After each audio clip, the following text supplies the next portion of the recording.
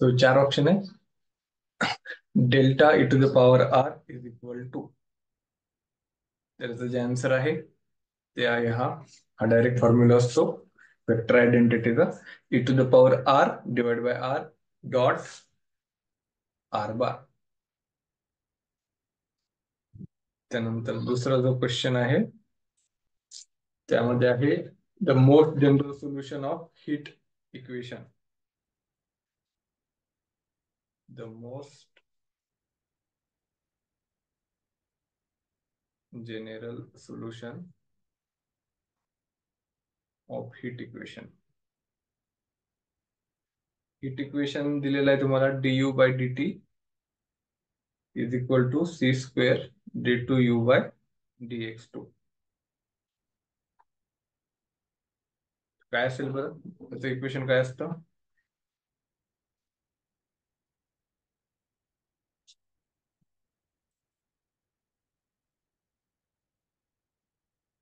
Heat equation काय असतं आठवतंय?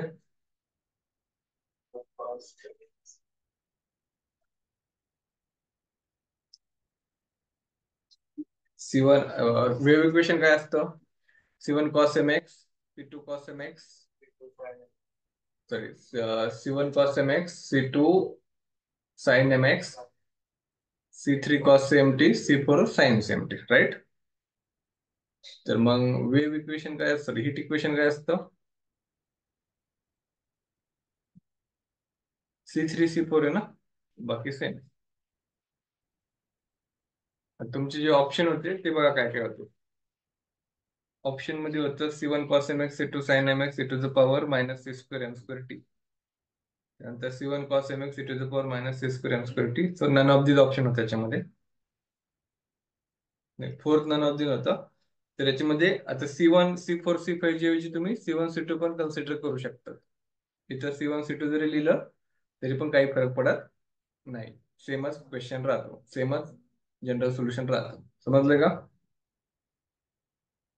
इम्पॉर्टंट काय आहे? Cos m x sine m x e to the power minus c square m square t, हे important आहे.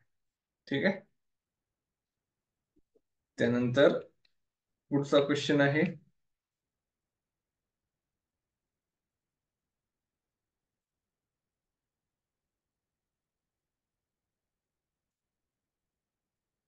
For data presented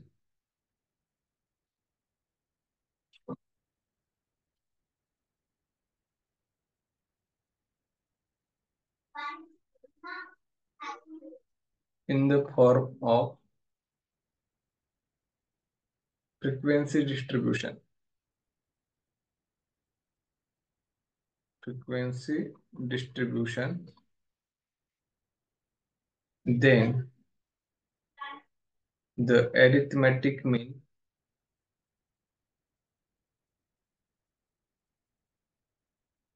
x bar is given by.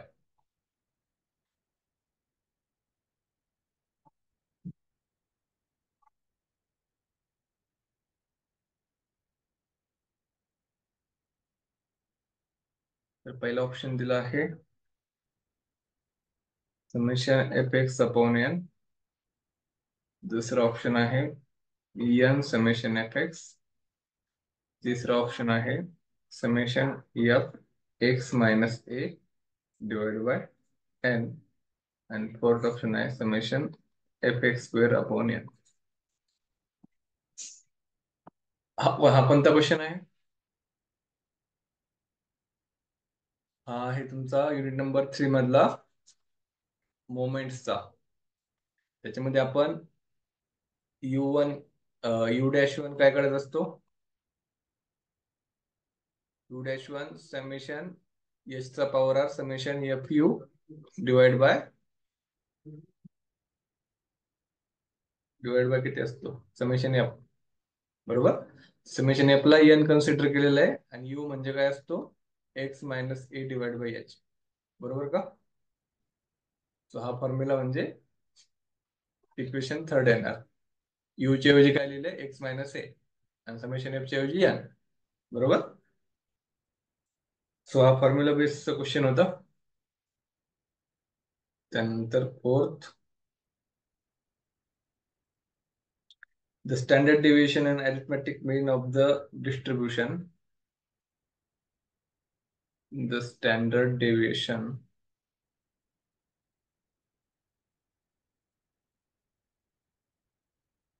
and arithmetic mean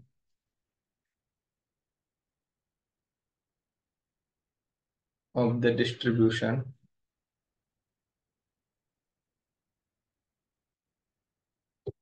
are 12 and 45.5 respectively.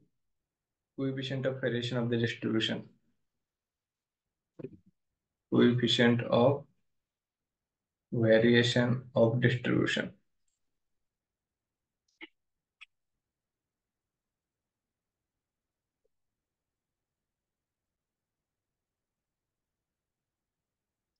तर पहिला option दिला आहे 26.37. Second option आहे 32.43. Third option आहे 12.11 आणि fourth option आहे 22.15. हा SD आहे आणि हा आहे arithmetic mean. The standard deviation divided by arithmetic mean into 100. So standard deviation आहे 12 divided by 45.5 into 100. आता करून बघा किती आन्सर येते.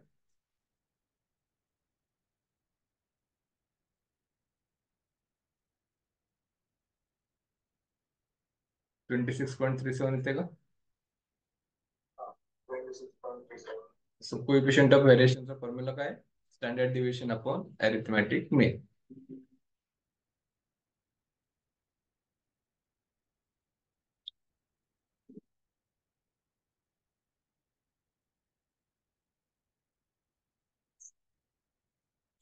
त्यानंतर an unbiased coin is thrown 10 times. The probability of getting 6 head. The probability of getting 6 head.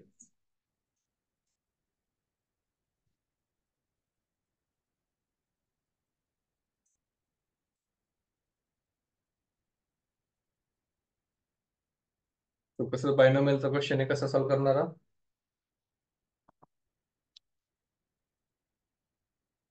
इथे यांची value किती आहे? 10 आहे, राईट. प्रोबॅबिलिटी कॉइन आला म्हणजे 0.5 येणार, पी पण आणि क्यू सुद्धा 0.5 येणार, बरोबर. सो 6 सेट सांगितले. सो आर ची व्हॅल्यू आपल्याला घ्यायची 6. सो फॉर्म्युला काय असतो? NCR PR QN-R. तर याच्यामध्ये यांची व्हॅल्यू किती आहे? 10. CR आहे 6, P आहे 0.5 चा पॉवर 6 आणि 0.5 चा पॉवर 10 - 6. तर किती आन्सर येते बघू कॅल्क्युलेट टाकून. काय म्हटलं? अनबायस्ड म्हणजे बायस आपण नाही बोलत का की कुणाची बाजू न घेता. Unbiased, neutral. लहान असताना कॉइन टॉस केलं, कधी कधी असा कॉइन बघितलाय का तुम्ही? म्हणजे असा कॉइन तयार केला का दोन्ही साईडने हेड असणार?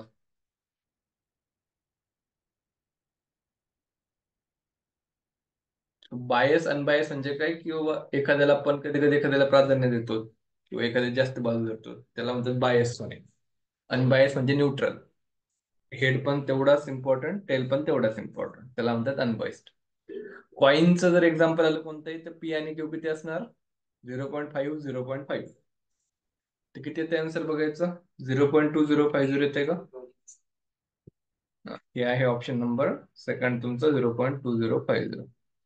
यावर एक क्वेश्चन येणार 2 मार्कला प्रोबेबिलिटी मध्ये.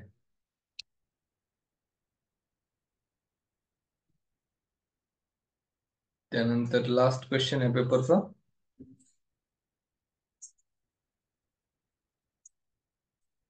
द व्हॅल्यू ऑफ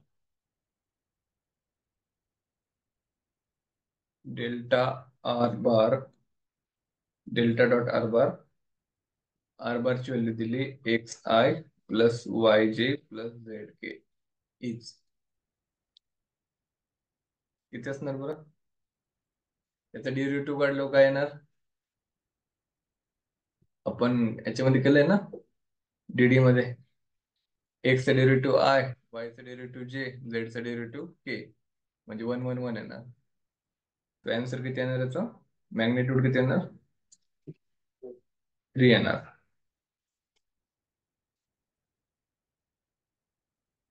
झिरो, 1 2 आणि 3.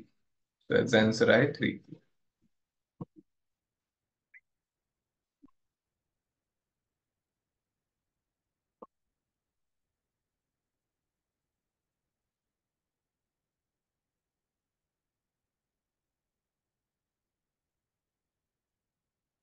काय म्हटलं?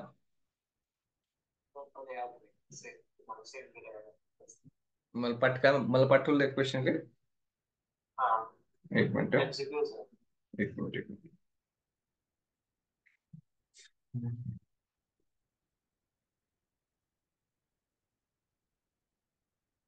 हा कोणता पेपर आहे?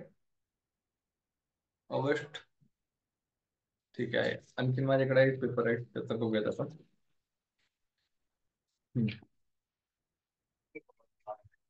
जून 2023.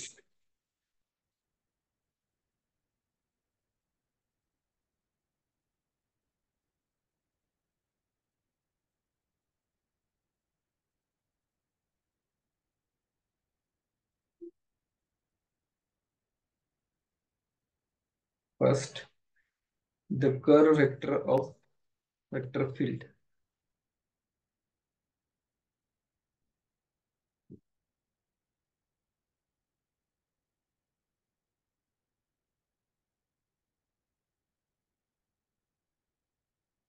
F bar is equal to x square y I x y z j z square y k bar at point 0 1 2.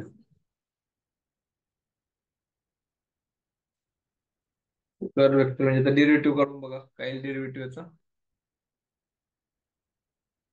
Cross जर केलं तर I j k d by dx d by dy d by dz x square y x y z z square y.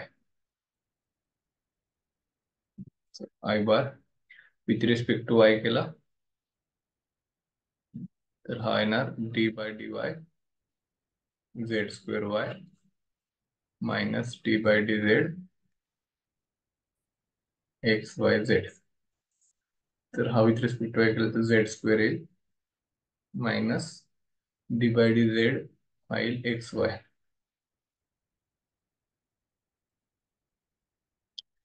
X ची value 0 आहे, हा 0 झाला. Y ची value 1 आहे, Z ची व्हॅल्यू 2 आहे, तर हा होईल 4 आहे. बर, मायनस जे जर केलं सिमिलरली तर काय येणार? विथ रिस्पेक्ट टू एक्स हा 0 होईल, विथ रिस्पेक्ट टू झेड हा 0 होईल, तो 0 होतो डायरेक्टली. आणि प्लस के जर केलं तर D by D x of x Y z म्हणजे ते राहील y z minus x square. तर वाय झेड ची व्हॅल्यू किती आहे? 1 आणि 2.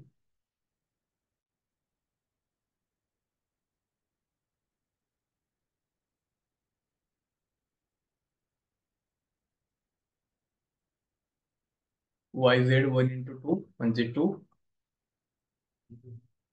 मायनस एक्स ची व्हॅल्यू 0 आहे, तर हा झाला 0. म्हणजे आन्सर आहे पाहिजे 4i प्लस 2k. कोणता ऑप्शन आहे?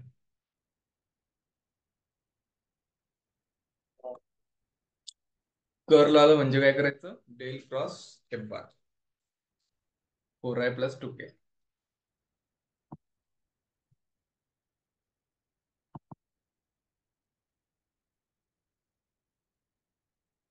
समजलं का?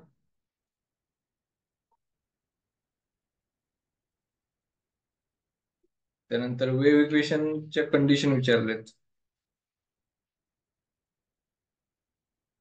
कंडिशन दिल्यात, त्यावरनं इक्वेशन विचारलंय. यावर एक क्वेश्चन राहतोच. हेट इक्वेशन, वेव्ह इक्वेशन हे दोन जर माहिती असतील तर कसं जरी क्वेश्चन आलं तरी तुम्हाला आन्सर येईल.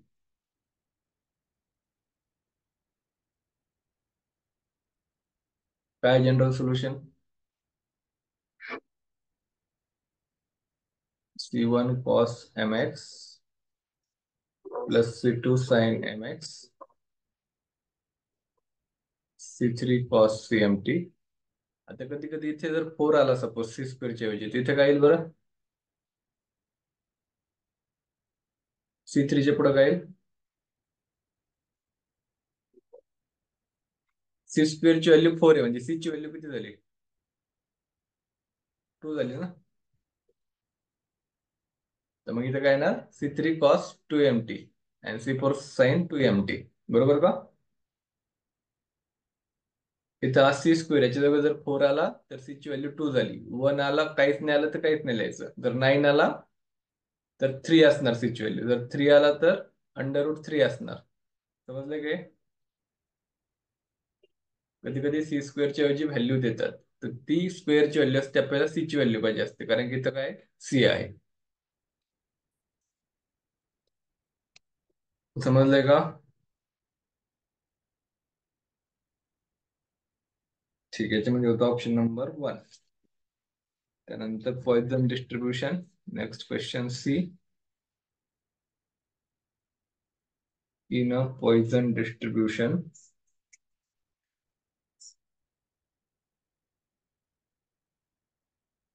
if n is equal to 100, p is equal to 0.01, then p of r is equal to 0.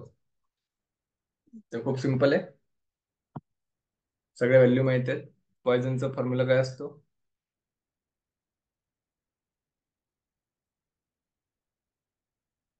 e to the power minus z, z to the power r divided by r factorial. z म्हणजे काय असतो? np.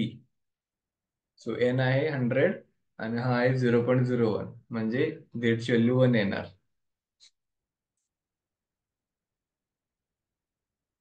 बरोबर का? So e to the power -1, 1 चा power 0 divide by 0 factorial. तर answer काय येणार? E inverse म्हणजेच 1/e. First option.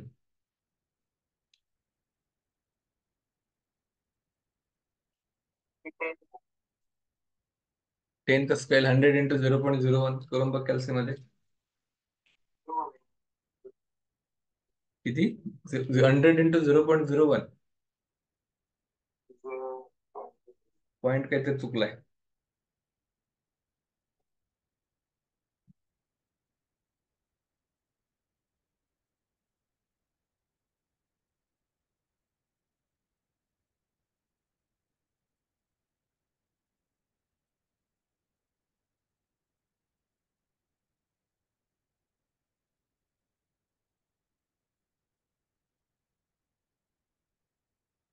The next question. The first four moments म्हणजे कोणते?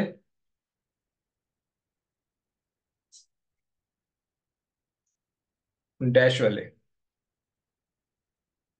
About value 4 are 0, 2, 0, 11. Then the value of fourth central moment. Central moment म्हणजे कोणते?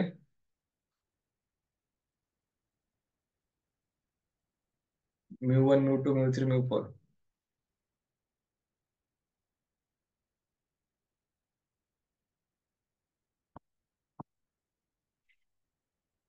तो μ-1 किती आहे? 0. μ-2 किती आहे? 2. μ-3 किती आहे? 0. आणि μ-4 किती आहे? 11. आणि मीन अबाउट व्हॅल्यू 4 दिला म्हणजे ती कशाची व्हॅल्यू आहे? ए ची व्हॅल्यू आहे. ही व्हॅल्यू आहे ए ची. आता फॉर्म्युला काय म्यू डॅश फोरचा, फोर्थ विचारलेलं आहे आपल्याला. फोर्थचा फॉर्म्युला सांगा काय येते. Mu dash four.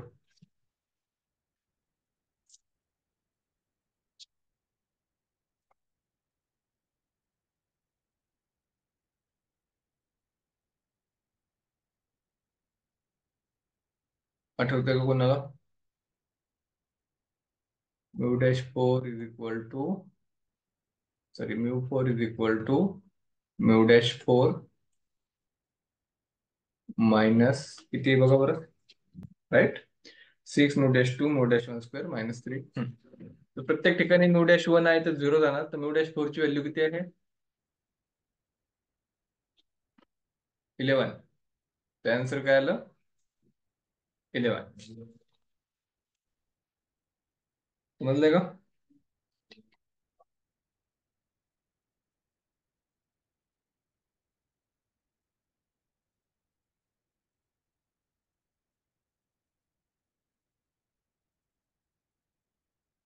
त्यानंतर next question, the regression line,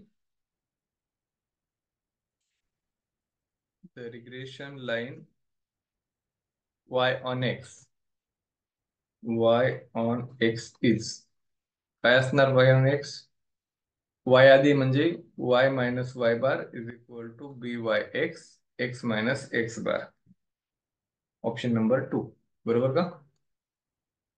आणि जर आपल्याला सपोज एक्स ऑन वाय सांगितलं असेल तर मग X minus x bar is equal to B X Y, Y minus Y bar. दोन्हीपैकी एखादाही विचारू शकतात. अँड लास्ट त्यातला, द व्हॅल्यू ऑफ, जर बघितलं तर आपण the value of delta E to the power R, काय आन्सर असेल याचा? पहिलाच क्वेश्चन झाला मागच्या पेपरमध्ये.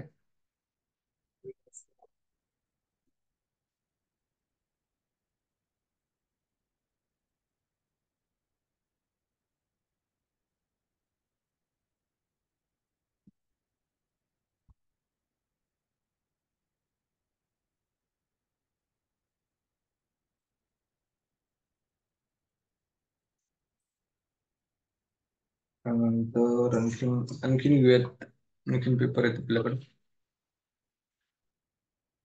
डिसेंबर 2022 अँड जून 2023. आता तर जूनचाच होता ना.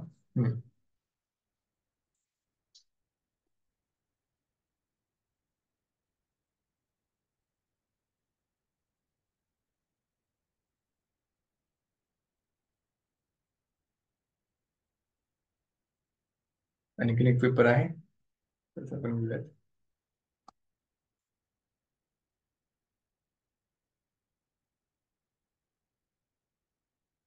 हे सॉल्व्ह करून बघा पुन्हा MCQ, जेवढे पेपर आहेत तेवढे, कारण की सेम येतात, त्यात दुसऱ्यावर डिपेंड न करो, कारण की ऐन टायमाला कधी कधी सगळे चुकीचे आन्सर भेटतात.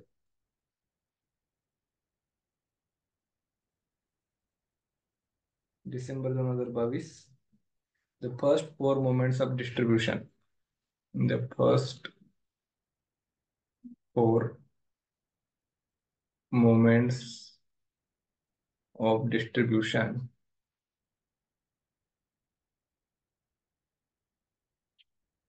about mean variable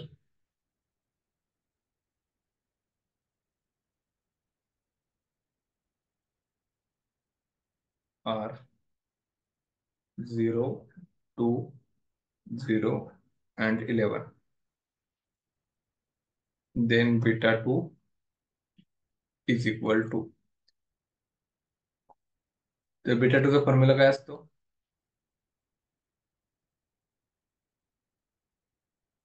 mu 4 upon mu 2 चा स्क्वेअर. सो हा झाला म्यू 1, हा झाला म्यू 2, हा झाला म्यू 3, हा झाला म्यू 4. सो 11/2 चा स्क्वेअर म्हणजेच 11/4 म्हणजेच 2 पॉइंट किती होईल तो? 7, 5.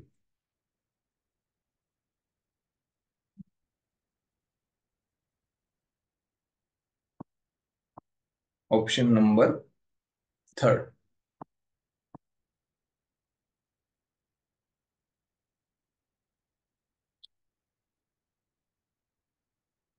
त्यानंतर वापस कर्व काढायचे मगाच्यासारखाच. If F bar is equal to X square Y I bar plus X Y Z J bar plus Z square Y A bar, then curve f bar is equal to at 1 comma 1 comma 2 is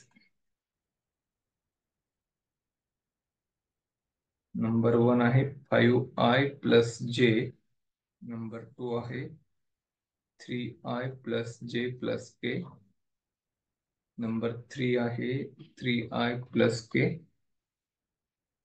आणि number 4 आहे 3i plus जे.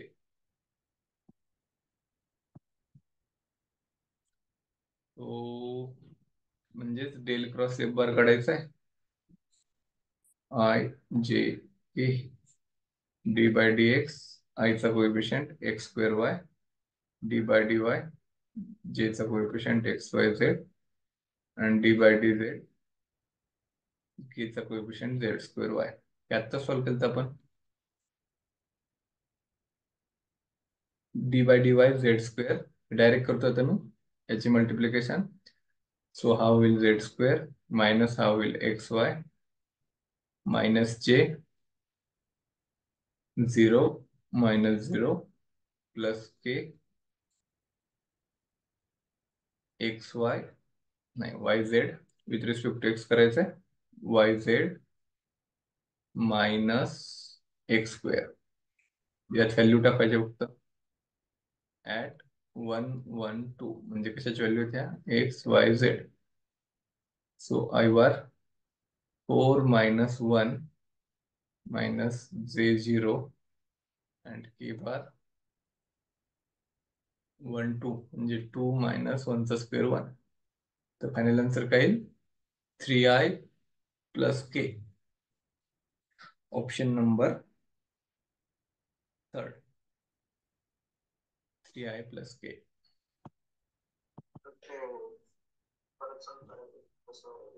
अच्छा हाँ I suppose. So D by D Y Z square Y minus cross multiplication करतो ना आपण D by D Z X Y Z बरोबर. तर with respect to Y derivative काय येणार आता Z square, with respect to Z काय येणार एक्स वाय. तसं जे साठी केलं तर D by D X into Z square Y, तिथे एक्सची टर्मच नाही म्हणून 0 आला. D by D z into x square y, इथे पण झेडची टर्म नाही म्हणून 0 आला. मग के साठी D by D x of x Y Z, एक्सचा डेरिव्हेटिव्ह काढायचा आहे तर याला वाय झेड, आणि D by D Y of X square Y, वायचा डेरिव्हेटिव्ह 1 तो झाला एक्स स्क्वेअर. नंतर व्हॅल्यू पुट केल्या.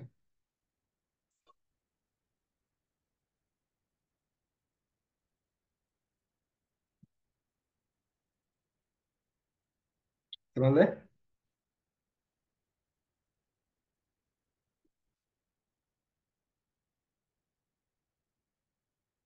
त्यानंतर C the most general solution of partial differential equation du by dt is equal to c square d2u by dx square. कोणतं equation आहे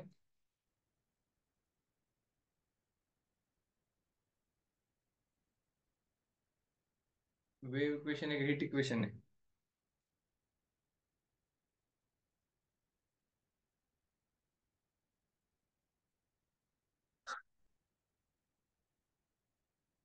सांगा hit equation आहे. काय असते हिट इक्वेशन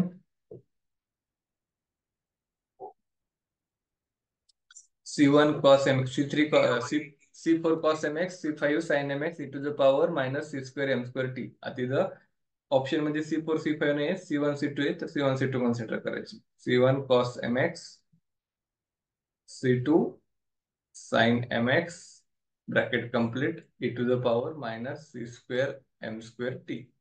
आपण एक्झाम्पल सॉल्व्ह करताना काय घेतलेलं इथं C4 आणि C5 घेतलेलं आहे, बरोबर का? त्याने काही फरक पडत नाही. इम्पॉर्टंट हा आहे. C1 C2 C3 C4 काही घेतले तरी पण चालतं.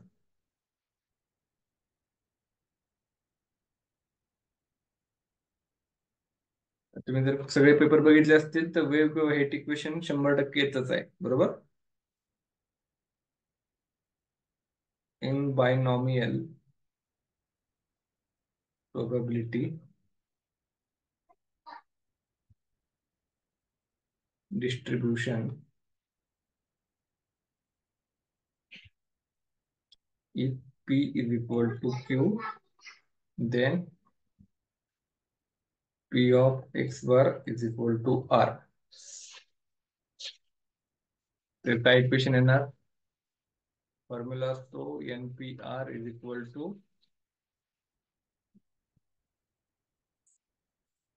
NCR P चा पॉवर R Q चा पॉवर N-R. आता P आणि Q सेम आहे तिथे, राईट? सो हा होणार NCR. दोन्ही ठिकाणी Q च्या ऐवजी पण मी P लिहितो, तर मग हा होईल, दोघांचा बेस सेम आहे तर पॉवरचे काय होईल ऍडिशन, तर आर आर कट होईल. तर फायनल आन्सर काय राहील? NCR P चा पॉवर N. एक ऑप्शन हा NCR P चा पॉवर N,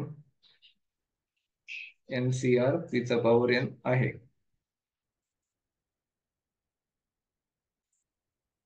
बट P आणि Q इक्वल आहे म्हणजे त्याला आपण 1/2 किंवा 0.5 पण लिहू शकतो. So यालाच आपण कसं लिहू शकतो? According to option NCR P आणि Q सेम आहेत म्हणजे किती असणार? 0.5 किंवा 1/2. सो ऑप्शन मध्ये 1/2 चा ऑप्शन आहे, म्हणून ऑप्शन नंबर येईल थर्ड, NCR 1/2 पॉवर N. बाकीचे ऑप्शन काय होते ते? ऑप्शन पहिला होता NCR 1/2 चा पॉवर N-R. ऑप्शन सेकंड होता NC1 1/2 power N. Option third होता NCR 1/2 पॉवर N. आणि ऑप्शन फोर्थ होता NCN 1/2 पॉवर N. तर ऑप्शन नंबर कोणता असणार आहे? थर्ड. समजले काय? P आणि Q इक्वल आहेत म्हणून काय केले, Q च्या ऐवजी P टाकला, किंवा 1/2 टाकला असतं तरी सुद्धा चाललं असतं डायरेक्ट.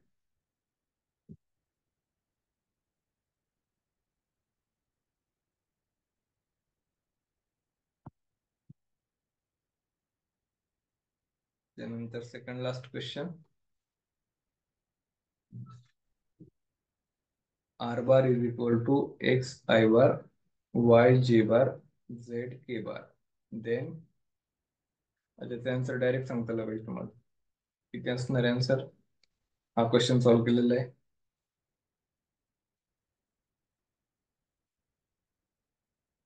किती आन्सर आहे? 3. ते कसं आलं? डेल डॉट आर बार कसा येतो? एक्स चा डेरिव्हेटिव्ह 1, वाय चा डेरिव्हेटिव्ह 1, झेड चा derivative 1, total 3. And last question. In Poisson distribution,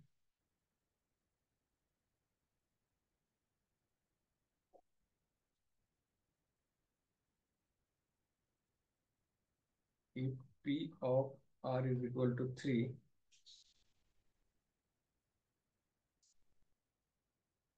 is equal to 6, P of R is equal to 4,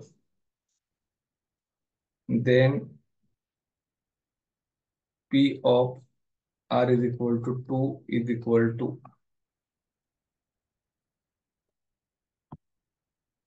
आता हा जरा क्वेश्चन वेगळा आहे.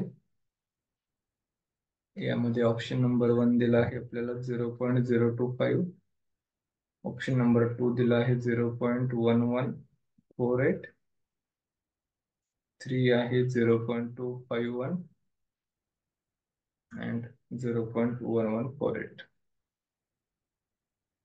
चाल 0.01148 आहे. 0.1148. काय सांगितलं, P of R is equal to 3 आणि 6 P of R is equal to 4 equal आहेत.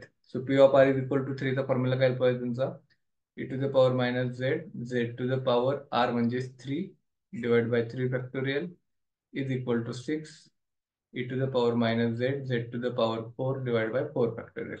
बरोबर का? यातनं आपल्याला व्हॅल्यू कशाची काढायची, झेड ची काढायची. तर हाफ कट होईल डायरेक्टली.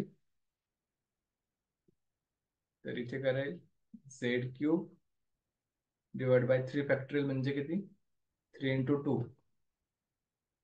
हा 6 इंटू झेडचा पॉवर 4 डिवाइड बाय 4 फॅक्टोरियल म्हणजे किती, 4 इंटू 3 इंटू 2 इंटू 1. हा 3 इंटू 2 आणि हा 3 इंटू 2 डायरेक्टली कट करू शकतात. तर राहिला काय, हा झेड क्यूब. हा झेड क्यूब जर इकडे आला तर काय होईल, त्याला पुढच्या स्टेपला करूयात. ते Z cube is equal to 6/4 झेडचा पॉवर 4. बरोबर का? तर 4 इकडे घ्या, इज इक्वल टू 6Z4/Z3. तर हा होईल 4 इज इक्वल टू 6Z1, म्हणजेच 4/6 is equal to z. So z is equal to 2/3. बरोबर का? झेडची व्हॅल्यू आली, किती आली, झेडची व्हॅल्यू 2/3. आता आपल्याला काय विचारलेलं आहे, आपल्याला विचारलेलं आहे P of R is equal to 2. तर फॉर्म्युला काय मग आपलं, e to the power minus Z, Z to the power 2 divide by 2 factorial. So झेडची व्हॅल्यू आत टाका, e to the power minus 2/3 into 2/3 चा पॉवर 2 डिवाइड बाय 2 फॅक्टोरियल. किती answer येते बघा कॅल्सी मध्ये.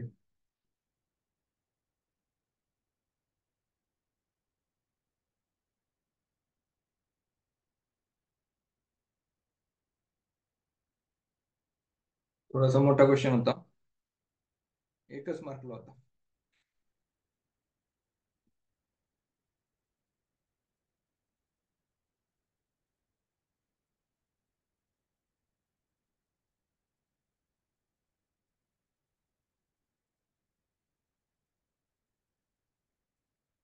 0.1148 आन्सर यायला पाहिजे.